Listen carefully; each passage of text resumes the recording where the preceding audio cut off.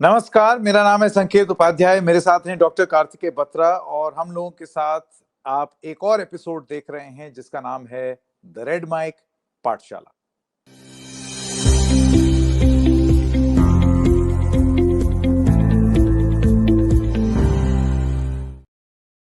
पाठशाला के आज के एपिसोड में हम बात करेंगे कि पाकिस्तान की अर्थव्यवस्था के क्या हाल हैं। देखिए, अक्सर जब इस तरीके का अग्रेशन होता है तो एक सवाल उठना लाजमी है कि क्या जो देश ऐसा कर रहा है उसकी आर्थिक हालत ऐसी है कि वो इस तरीके की अग्रेशन वॉर को सस्टेन कर पाए। क्या कंडीशन है पाकिस्तान की जो अर्थव्यवस्था है, इकोनॉमी, उसके बारे में तो तमाम लोगों ने लिखा है, बताया है। It is not something to write home about, ठीक है। लेकिन जब ऐसी कंडीशन में एक देश जंग छेड़ दे, जंग का माहौल बना दे और उसके बाद अंतरराष्ट्रीय मदद मिल जाए उसको अपनी अर्थव्यवस्था सुधारने के लिए, तो फिर और जब हम जानते हैं कि उसका ट्रैक रिकॉर्ड किस तरीके का है, वो फंड्स को कहां यूटिलाइज करता है, जंग में लगाता है, तो ऐसे में इन सारी चीजों को पर्सपेक्टिव में लाना जरूरी है। क्योंकि इंटरनेशनल मॉनेटरी फंड की एक मीटिंग हुई जिसमें भारत ने बहुत स्पष्ट रूप से अपना पक्ष रखा कि देख लीजिए, आप लोगों का पैसा कहां उपयोग में आएगा, जंग करने में आएगा, हथियार खरीदने में आएगा। लेकिन उस सब के बावजूद इंटरनेशनल मॉनेटरी फंड ने पाकिस्तान को पैसे दे दिए। तो आईएमएफ ने पाकिस्तान को पैसे क्यों दिए? पाकिस्तान की इकोनॉमिक कंडीशन क्या है, वो क्या करना चाहते हैं, इसके पीछे की गणित क्या है? आईएमएफ के इस बेल आउट के बारे में मुझे ऐसे लगता है कि बहुत जरूरी है कि अच्छे से डीप डाइव करके हम समझें कि आईएमएफ ने जो किया है वो क्यों किया है, उसका लॉजिक क्या है और भारत का तर्क क्या है। डॉक्टर बत्रा, मैं आपके पास आना चाहता हूं, जरा आप एकदम शुरुआत से समझाएं। आज इस पॉइंट के बाद आप अपनी बात कहेंगे, स्पष्ट रूप से चार्ट्स के माध्यम से हमें बताएंगे कि ये कैसे समझा जाए और हम सब आपके स्टूडेंट्स बन करके ये बात सुनेंगे।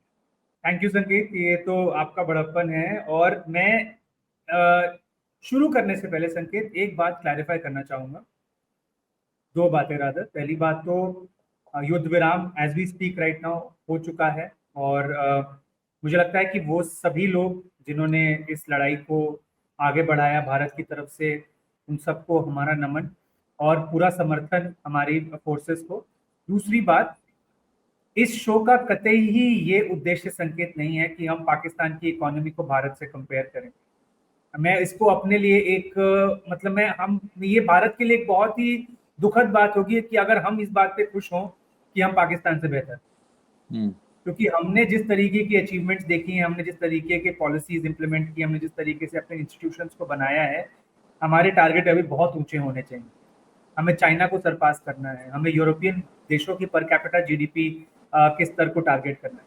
तो इस शो का उद्देश्य कतई ये नहीं है कि हम इस बात को दिखाएं कि देखिए पाकिस्तान कितना पीछे, हम कितना आगे। नहीं, इस शो का उद्देश्य है कि पाकिस्तान की वो क्या आर्थिक हालात थे जिसकी वजह से उसको आईएमएफ के पास जाना पड़ा, आईएमएफ ने क्यों उनको पैसे दिए, और जो 2 दिन पहले जो वोट हुआ, जिसे वोट कह रहे हैं, इस जंग के माहौल में जब वोट हुआ तो कैसे पाकिस्तान को अपनी जो लोन की अगली खेप की इंस्टॉलमेंट थी वो मिल गई, और इसमें जो भारत का ऑब्जेक्शन है वो किस आधार पर भारत ने दिया अपना डिसेंट। ये सीक्वेंस रहेगा इस शो का, ना कि ये कि देखिए हम पाकिस्तान से बहुत आगे। इस बात में तो मतलब कोई संदेह है ही नहीं ना, कोई तुलना ही नहीं है। एकदम सही बात। कोई तुलना। ये यूट्यूब आप देख रहे हैं, अभी अभी कल को संकेत आप और मैं एक चैनल, एक यूट्यूब जैसा हमने प्लेटफॉर्म तैयार कर दिया, तो यूट्यूब इस बात से खुश नहीं होगा कि मैं संकेत के प्लेटफॉर्म से ज्यादा आगे हूँ। यूट्यूब तो इस बात पे देखेगा ना कि मुझे फेसबुक से कम्पीट करना है, मुझे ट्विटर से कम्पीट करना है। तो ये वो वाली बात है। खैर, आप एक एक ब्रॉड पर्सपेक्टिव लेते हैं कि पाकिस्तान की जो अर्थव्यवस्था है वो किस हालात में थी जब 2023 में उनको आईएमएफ के पास जाकर बेल आउट मांगना पड़ा। तो ये एक पहला ग्राफ है, इसमें पर कैपिटा रियल जीडीपी है, फिर रियल जीडीपी, नॉमिनल जीडीपी क्या होती है उसके लिए 2-3 शोज पहले जाइए हमारे, देखिए बहुत विस्तार में समझाया हुआ है। पर कैपिटा रियल जीडीपी मतलब प्रति व्यक्ति आय जो पाकिस्तान की है, अगर आप बड़े देशों से कंपेयर करेंगे जो मतलब साइज में बड़े हैं, पॉपुलेशन में भी बड़े हैं, चाइना हो गया, रशिया हो गया, इंडोनेशिया, ब्राजील, भारत, नाइजीरिया, ये सब टॉप 10 देशों में आते हैं बाय पॉपुलेशन। तो पाकिस्तान काफी पीछे। देखिए भारत भी कोई बहुत आगे नहीं है इस श्रेणी में, मैं आपको सच्ची बात जो बताऊं, लेकिन पाकिस्तान हमसे पीछे है काफी। इनफैक्ट पाकिस्तान बांग्लादेश से भी पीछे है, श्रीलंका से भी पीछे है। तो प्रति व्यक्ति आय में पाकिस्तान काफी पीछे है, और इसमें मुझे लगता है कोई भी हमें कोई ऐसी कोई सरप्राइजिंग बात नहीं है। हम जानते हैं कि वहाँ आर्थिक जो माहौल है वो इतना अच्छा नहीं है। लेकिन जो अगली दो स्लाइड्स है वो ज्यादा मुझे लगता है प्रॉब्लमेटिक है पाकिस्तान के लिए। तो अगर हम अब बात करें कि रियल जीडीपी और सीपीआई, इसको अगर हम फुल फ्रेम पे ले लें तो एनुअल रियल जीडीपी अगर हम देखें तो मैंने पाकिस्तान का जो लकीर है आप देखिएगा वो हरे रंग का लकीर है बिंदी बिंदी करके। देखिए संकेत, ये 2021 से 23 हमने क्यों लिया, क्योंकि 20 में कोविड हुआ था, तो कोविड में सबकी डाउन गई थी इकोनॉमी। तो ये हम पिछले 3-4 साल का ले रहे हैं डेटा। अब देखिए भारत का नीला वाला लकीर सबसे ऊपर है, रशिया जो 22 में नीचे गिरता है वो 23 में फिर ऊपर उठ जाता है। आप नाइजीरिया को देखिए, मेक्सिको को देखिए, चाइना को देखिए, ब्राजील को देखिए, बांग्लादेश को देखिए, सब ठीक ठाक कर रहे हैं। मतलब ग्रोथ तो सब में है, और ग्रोथ सब में ऊपर ही जा रही है, एक आध देश को थोड़ा बहुत छोड़। लेकिन पाकिस्तान की प्रॉब्लम आप देखिए कि ग्रोथ रेट एकदम गिरा है 2023 में। एक तो आपकी प्रति व्यक्ति आय स्टार्टिंग में ही कम है, उसके बाद अगर आप देखिए तो आपका जो ग्रोथ रेट है वो पिछले 3 साल में डिक्लाइन पे है। 2023 में पाकिस्तान का ग्रोथ रेट लगभग 0% था, 0। जबकि बाकी सारी इकोनॉमीज कोविड से रिकवर करके कोई 3% पे, कोई 4% पे, कोई 6% पे, कोई 8% पे ग्रो कर रही। और उसके बाद एक कहते हैं ना कहावत, एक तो करेला ऊपर से नीम चढ़ा। तो करेला तो है ये, और नीम चढ़ा क्या है वो अगली स्लाइड है कि आपकी ग्रोथ गिर रही है लेकिन आपकी महंगाई बढ़ रही है। आप देखिए ये वही फिर से वही देशों का मैंने ग्राफ लगाया है, Bangladesh, Brazil, China, Indonesia, India, Mexico, Nigeria. इनमें से ये मैक्सिमम ये वो वाले कंट्री है जिनका पॉपुलेशन का स्तर पाकिस्तान जितना है, या वो पाकिस्तान के नेबरहुड के कंट्रीज हैं। तो पाकिस्तान का हरा वाला लाइन देखिए वो ऊपर जा रहा है, मतलब 30% इन्फ्लेशन 2023 में। आप मान सकते हैं भारत में 7-8% होता है तो हल्ला हो जाता है, पाकिस्तान का इन्फ्लेशन रेट 30%, और उससे पहले 2022 में ये तकरीबन 20% था, और कैसे बढ़ रहा है। और बाकी देश, एक नाइजीरिया को अगर हम छोड़ दें, नाइजीरिया भी ठीक ठाक इन्फ्लेशन दिखा रहे हैं, लेकिन बाकी देश जो हैं वो सारे 10% के नीचे हैं या वो ट्रेंडिंग डाउनवर्ड्स है। तो ये एक और खतरे की घंटी है। तो जब ग्रोथ आपकी गिर रही होती है, आपकी स्टैग्नेशन हो जाती है, और इन्फ्लेशन बढ़ रही होती है, मुझे लगता है हम वापस नॉर्मल फ्रेम में आ सकते हैं। तो इसे हम बोलते हैं stagflation. Stagnation plus inflation is stagflation. ये टॉपिक इंटरेस्टिंग इसलिए है संकेत क्योंकि ये मेरे दो सब्जेक्ट एरियाज को मर्ज करता है जो मैं पढ़ाता हूँ, politics and economics, political economy and growth and development. तो ग्रोथ में जब आपकी इकोनॉमी ग्रो नहीं कर रही बट इन्फ्लेशन है तो हम स्टैगफ्लेशन बोलते हैं, और ये क्लासिक केस है स्टैगफ्लेशन। और एक आखिरी स्लाइड जो मुझे लगता है, एक ये हो गया इंटरनल। अब एक्सटर्नल इंटरनल का मतलब क्या होता है कि आपकी इकोनॉमी इंटरनली कैसा ऑपरेट कर रही है, कि मेरी इन्फ्लेशन, मेरा डोमेस्टिक ग्रोथ। एक होता है आपका एक्सटर्नल बैलेंसेस। एक्सटर्नल मतलब कि मेरा जो इंपोर्ट आ रहा है क्या मेरे पास उसको देने, उसमें को पैसे देने के लिए डॉलर्स हैं रिजर्व में, क्या मेरा जो एक्सटर्नल अकाउंट है वो फंडेड है, जिसकी वजह से भारत में अगर आपको याद हो 1990 के दशक में क्राइसिस हुआ था जब हमें अपना सोना गिरवी रखना पड़ गया था। इस पर भी हमने दिसंबर में एक शो किया था, डॉक्टर मनमोहन सिंह का निधन हुआ था।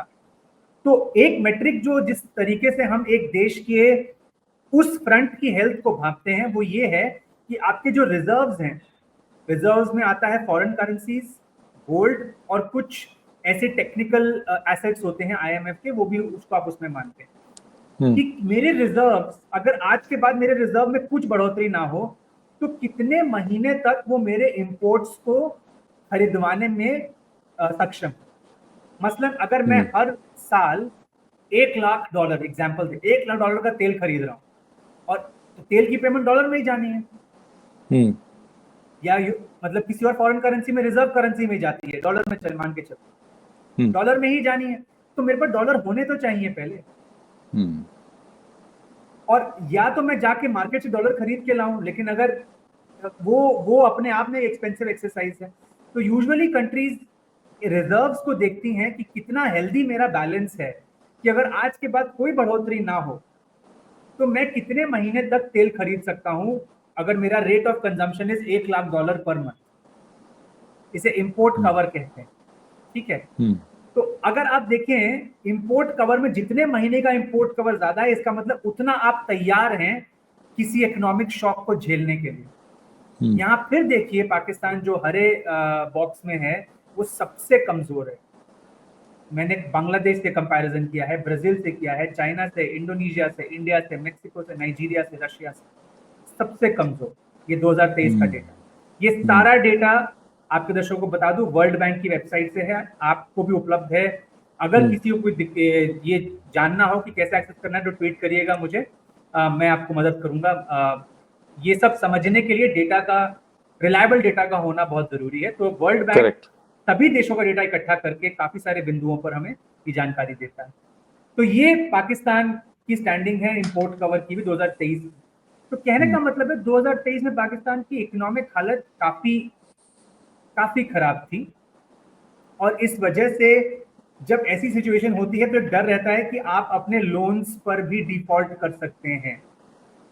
कि जैसे मान लीजिए पाकिस्तान सरकार ने बॉन्ड्स इशू किए हुए हैं, या फला बैंक से लोन लिया हुआ है, या किसी एक्सटर्नल कंट्री से लोन लिया हुआ, तो जब मेरी आर्थिक हालत इतनी खस्ता है तो हो सकता है कि मेरी इंटरेस्ट पेमेंट्स पे या मेरी प्रिंसिपल की जो पेमेंट जानी है असल पे या ब्याज, हो सकता है मैं वो दे ही ना पाऊं। तो ऐसे में पाकिस्तान ने 2023 जुलाई में एक बेल आउट, $3 बिलियन का बेल आउट आईएमएफ से सिक्योर किया। आईएमएफ का क्या काम होता है संकेत? अगर आपके कई दर्शक ऐसे होंगे जो बिजनेस और इकोनॉमिक न्यूज में इंटरेस्ट रखते होंगे, तो वो ये याद रखते होंगे कि जब यूरोप में 2010-11 में क्राइसिस आया था, तब ग्रीस को यूरोप का बीमार व्यक्ति कहते थे, क्योंकि वो सबसे बीमार अर्थव्यवस्था थी 2010-11 में। तो याद होगा कि आईएमएफ ने लोन दिया था कि हम आपको बचाएंगे, लेकिन आपको हमारी कुछ शर्तें माननी पड़ेंगी। अब वो शर्तें ये होती हैं कि आईएमएफ कहता है भाई हम तुमको पैसा दे रहे हैं, ये पैसा वो पैसा है जो बाकी देशों ने हमें दिया, हम मतलब हम तुम्हारी और तुम्हारे आसपास देशों की भलाई के लिए तुमको ये पैसा दे रहे हैं, लेकिन इन रिटर्न तुम्हें हमें कुछ सिग्नल देना पड़ेगा कि तुम सही में अपनी इकोनॉमी पर अब काम कर रहे हो सीरियसली। मसलन ये कुछ ऐसा है संकेत कि जो आपके जितने भी व्यूअर्स गांव में या खेड़े में रहते हैं या देख रहे हैं हमको वहां से, तो ये जो पीएम आवास योजना, उसका स्ट्रक्चर अब ऐसा है कि 3 खेप में पैसा आता है, लेकिन पहली खेप के बाद दूसरी खेप के लिए आपको अपने घर के स्ट्रक्चर की फोटो भेजनी पड़ती है। कि आप पहले सरकार को कन्विंस करिए कि आपने उस पैसे का सही उपयोग करके ग्रोथ दिखाई है, तब आपको अगली खेप मिलेगी। समझ गया तो कि आपने घर बनाया भी है या नहीं। करेक्ट, और आप सही तरीके से वो पैसे को इस्तेमाल कर रहे हैं। और ये बहुत जरूरी है समझना, क्योंकि अंत में ये सारी बात जाके जुड़ेगी हमारे भारत पाकिस्तान कॉन्फ्लिक्ट जोन से, कि इस पैसे का यूज कहाँ हो रहा है और क्या ऑब्जेक्शन है भारत का। तो इस अगली स्लाइड में जो अभी आई थी वो जा सकते हैं, मैंने ये जो हाईलाइट किया है इसको अगर हम फुल फ्रेम करते हैं, ये वो चीजें हैं जिस पर आईएमएफ ने उस समय 2023 में कहा था कि हम आपको पैसा तो दे रहे हैं, लेकिन पाकिस्तान को कई चीजों पर अच्छे से काम करना होगा। Fiscal discipline, market determined exchange rate, progress on reform related energy sector, climate resilience and business climate. मतलब बेसिकली आर्थिक फ्रंट पर बहुत सारे रिफॉर्म्स लाने पड़ेंगे। इसमें खर्चा कम करना है, इसमें जो एक्सचेंज रेट है उसको मार्केट डिटरमिन करना है, उसमें झालमेल नहीं करना है, और रिफॉर्म्स लाने हैं कई सेक्टर्स में, और अपने जो बिजनेस का एनवायरनमेंट है वो निवेश के लिए उसको अच्छा करना है। ये थी 2023 की बात। अब जब हम 2023 से निकलकर 24 तक आते हैं, तो 24 में अब पाकिस्तान लोन मांगता है आईएमएफ, और पाकिस्तान को एक लोन सैंक्शन हो जाता है, $7 बिलियन का लोन। लेकिन ये कैच इसमें ये है कि ये लोन सारा एक बार में नहीं मिलता, इसमें भी ट्रांचेस। खेप है, इंस्टॉलमेंट्स है, और हर इंस्टॉलमेंट पिछली इंस्टॉलमेंट के जो पैसे को आपने इस्तेमाल किया उस पर डिपेंडेंट है कि आपने पिछला जो पैसा लिया उस पर आपने क्या प्रोग्रेस दिखाई है, पहले हमें ये बताइए, फिर आपको अगली खेप मिलेगी। तो जब 2024 में इनका $7 बिलियन का जो लोन इनका सैंक्शन हुआ, उसमें से उनको मुझे याद पड़ता है $1 बिलियन तकरीबन इमीडिएट डिसबर्समेंट। तो ये वो वाला लोन चल रहा था जिसके लिए अब 25 में फिर से वोट हुआ कि अगली खेप मिलनी चाहिए या नहीं। वोट हुआ या डिस्कशन हुआ, जो भी उसको आप कहना चाहिए। तो ये बात समझनी तय है कि मतलब ये बात इंपॉर्टेंट है कि 24 का लोन सैंक्शन हुआ उसकी नेक्स्ट इंस्टॉलमेंट का ये डिसीजन। डॉक्टर बत्रा, तो क्या मैं ये समझूं कि जिस तरीके से आपको कुछ शर्तें पूरी करनी चाहिए तब आपको अगली खेप मिलेगी, अगली इंस्टॉलमेंट मिलेगी, तो वो शर्त पाकिस्तान ने पूरी करी दिखाई इंटरनेशनल मॉनेटरी फंड को, जिसकी वजह से उनको ये अगली खेप मिल गई। क्या मैं ठीक समझ पा रहा हूं? मतलब आप जैसे स्टूडेंट्स एक टीचर को बहुत पसंद आते हैं क्योंकि आप हमारी अगली स्लाइड को पहले ही बता देते हैं। तो हमारी जो अगली स्लाइड है वो एग्जैक्टली यही है संकेत, कि जो आपने जैसा कहा कि जिन इंडिकेटर्स पे मांग रखी गई थी, अच्छा हाँ, ये फिर से मैं वही जो मैं दिखा रहा हूं इस स्लाइड में भी वो यही है कि पाकिस्तान जो लोन लेगा उसके सामने कुछ परफॉर्मेंस दिखानी पड़ेगी, फिर अगली इंस्टॉलमेंट मिलेगी। ये फिर से उसी का पहले 23 का डॉक्यूमेंट था, 24 का डॉक्यूमेंट है।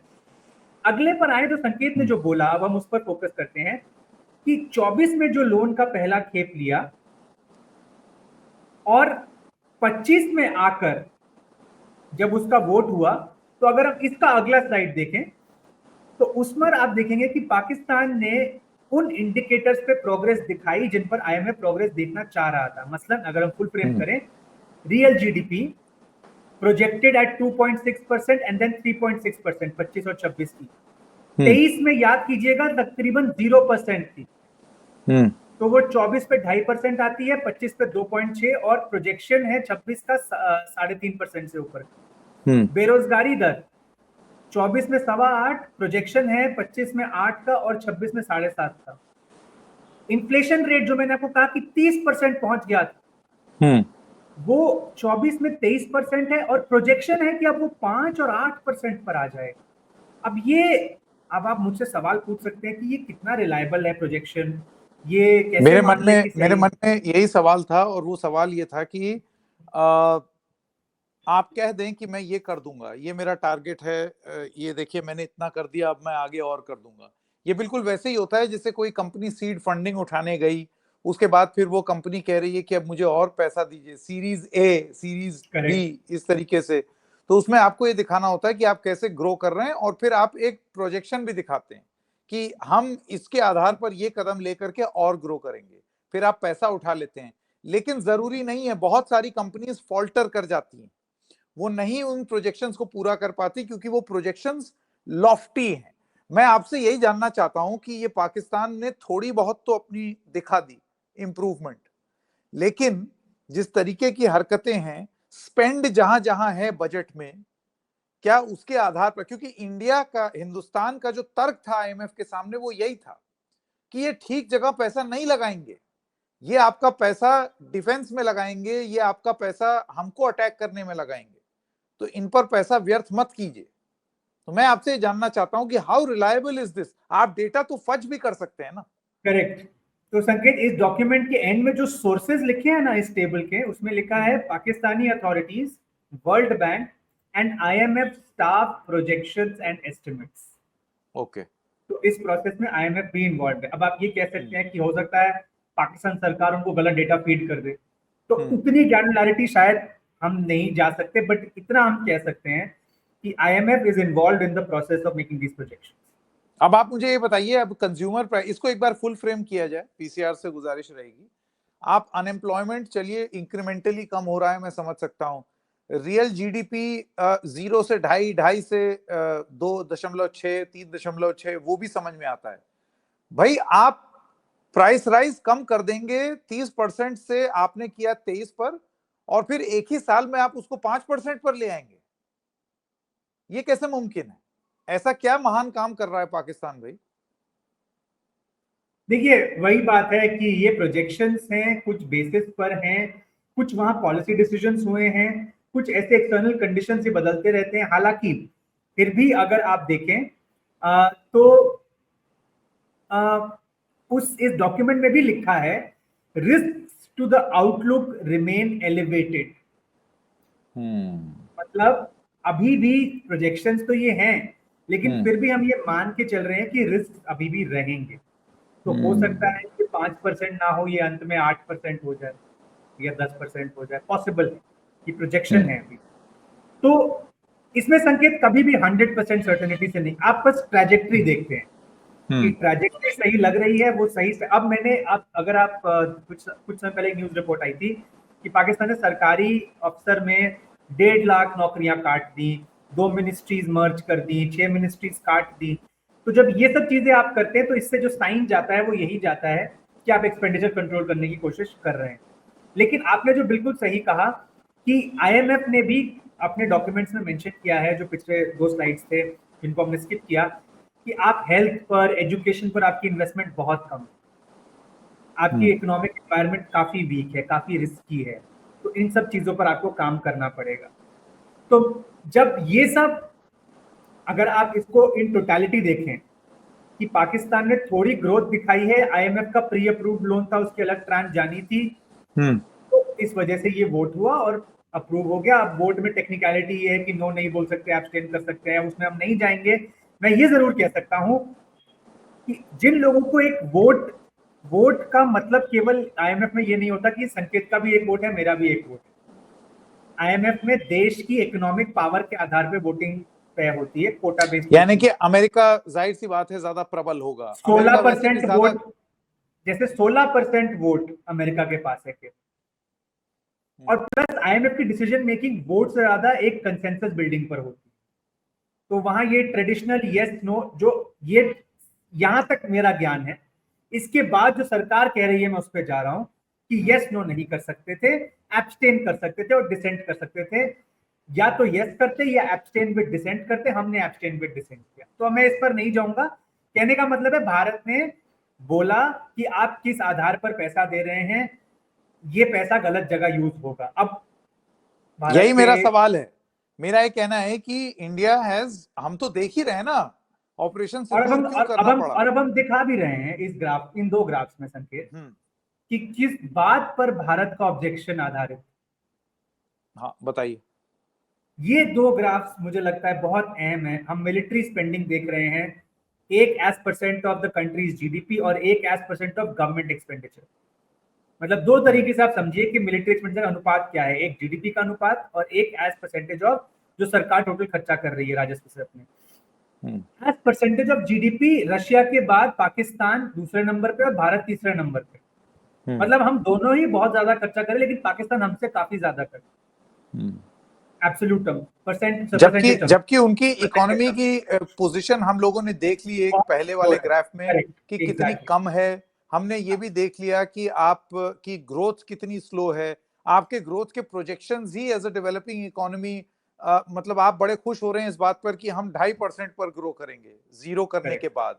और उसके बावजूद आपका वो सारा पैसा मिलिट्री एक्सपेंडिचर में कितना जा रहा है, ये जो हरा आप एरो देख रहे हैं उससे आपको समझ में आए। इसको फुल बाया, फ्रेम कर दीजिए और हाँ, डॉक्टर बत्रा अब इसको समझाएंगे। बाया वाला जीडीपी का परसेंटेज है, बट इससे अच्छा मेट्रिक कि सरकारी खर्चा कहां हो रहा है वो दाया ग्राफ दे रहा है।